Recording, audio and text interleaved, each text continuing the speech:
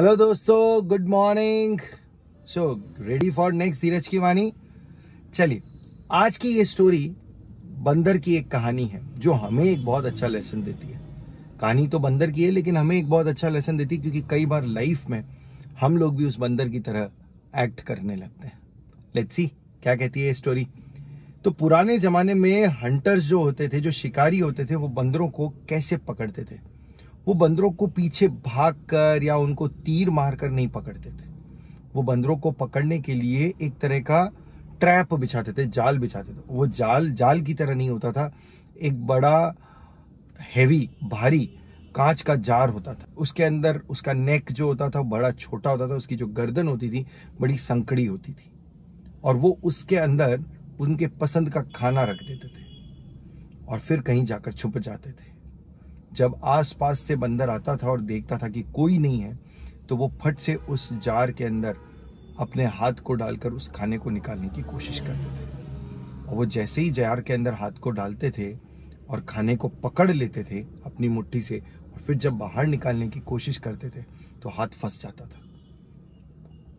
और वो खूब कोशिश करने के बावजूद भी अपने हाथ को नहीं निकाल पाता था। कारण ये था कि उसके पास एक ही तरीका है हाथ को बाहर निकालने का, अपने खाने को छोड़े और हाथ को बाहर निकाल दे।